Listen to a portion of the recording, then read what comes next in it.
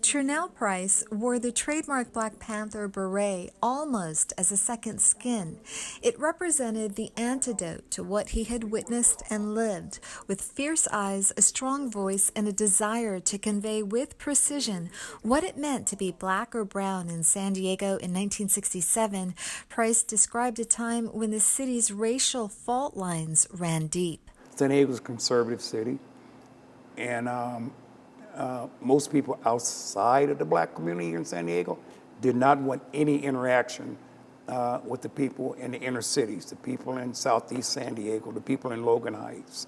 Price grew up in southeastern San Diego during the 1950s and 60s. Even though the city's racial lines were unmarked, Price said police harassed them if they strayed beyond those borders. If we were accosted by the San Diego Police Department for whatever reason, pick one, we are usually taken down by Father Joe's at the lumber yards, and we were brutalized. You know, we were beaten or talked down to or cussed out. So Price was enthusiastic as a 17-year-old San Diego State student in 1967 when the National Black Panther Party in Oakland asked the Black Student Union at the university to form a local chapter. Because it allowed me an opportunity to help the black community. And help, he said, was long overdue. Life within southeastern San Diego was a tale of duality.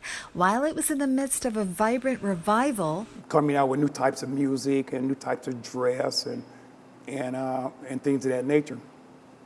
So it was a very upbeat, robust society. The flip side of this renaissance were civil rights protests highlighting poverty rooted in high unemployment and substandard schools. There's a lot of social unrest, a lot of disappointment, and in the black neighborhoods and black communities throughout the United States. San Diego was not any different. From the gate, Price said the new local Black Panthers fed the elderly, children, and homeless people. They also started community health clinics. Those programs stemmed from the Black Panthers' strategy to educate, employ, house African Americans, and demand that government treated them fairly. He taught basically the 10-point platform and what it meant. You know. Fellow original San Diego Black Panther Henry Wallace met Price when they were teenagers in the early days of the local party at SDSU. He'd be so studious with his little briefcase. He was a very serious young man. And we used to laugh and mess with him. Poor health prevented Price from fully reprising that role when the local Black Panthers reactivated in 2017 after Donald Trump was elected president. But current San Diego Black Panther chairman Robert Williams said he still learned a lot about the importance of education and lifelong curiosity, among other things, from just sitting at Price's feet. Tranelle Price was key in terms of helping individuals that come to the struggle, as well as community members, recognize how powerful we can be as a collective.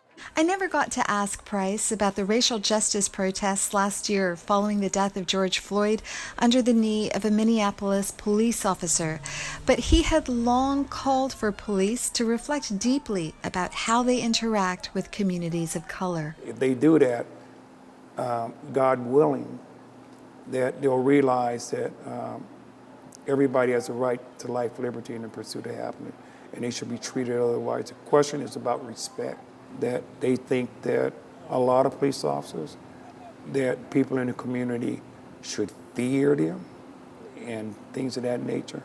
No man should fear another man. Amita, Sharma, KPBS News.